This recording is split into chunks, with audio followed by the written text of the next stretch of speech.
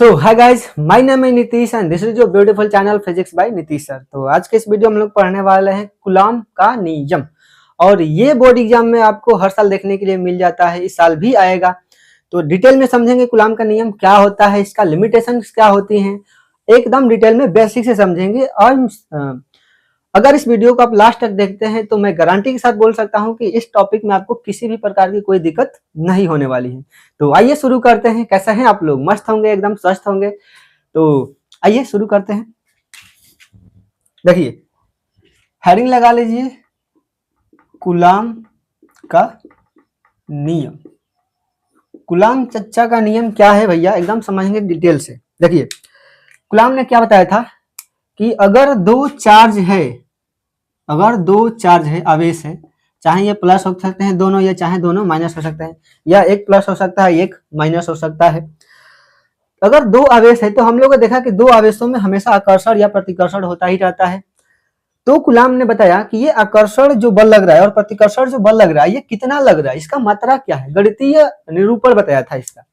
मतलब हम ये कैलकुलेट कर सकते हैं कूलॉम के नियम से कि दो आवेशों के बीच कितना बल लग रहा है, परिमाण उसका ज्ञात कर सकते हैं। ठीक है, तो देखिए इन्होंने क्या बताया था कि अगर मान लिया जाए कि दो आवेश है, Q1 और एक Q2, एक आवेश हो Q1 और दूसरा हो Q2, और इन दोनों के बीच की दूरी कुछ हो R, तो इन दोनों के बीच में जो बल लगता है ना, वो दो बातों पे डिपेंड करता है। किस पे? पहला, इन दोनों आवेशों के परिमाण के गुणनफल पर। मतलब कि ये जो बल होगा ना, इन दोनों आवेशों के परिमाण के गुणनफल के समानुपाती होगा।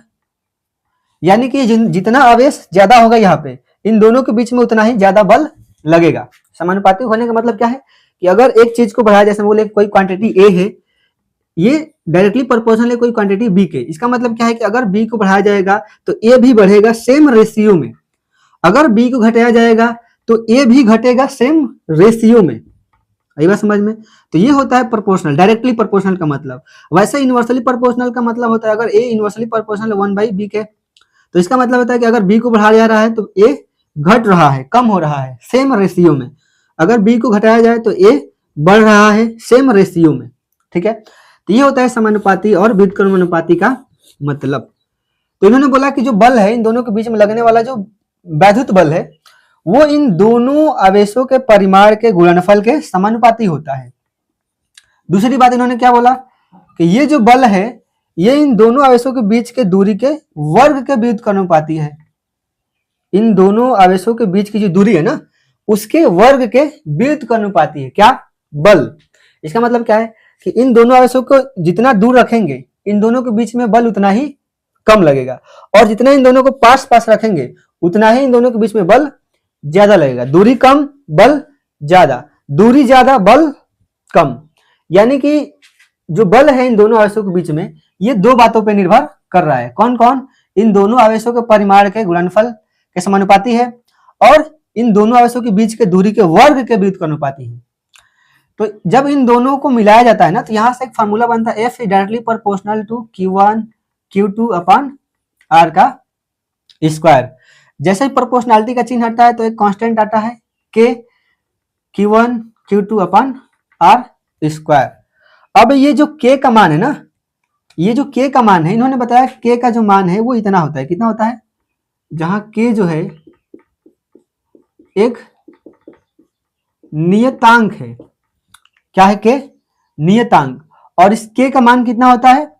K बराबर होता है 1.4 पाई अपसाइलन नॉट। इसको बोलते हैं अपसाइलन नॉट। क्या बोलते हैं? Epsilon not. कुछ लोग इसको अपसाइलन जीरो भी बोलते हैं, बोल सकते हैं, कोई दिक्कत नहीं। अपसाइलन नॉट, यहाँ पे छोटा सा जीरो है। अपसाइलन नॉट है क्या? अपसाइलन नॉट है कि ये दोनों अगर आवेश निर्वात में रखे गए होंगे ना, तो उस निर्वात की वैद्युतशीलता होगी। ये क्या होगा? अपसाइलन नॉट क्या होगा? निर्वात की वैद्युतशीलता। ठीक है, तो ये होता है K का मान इतना होता है।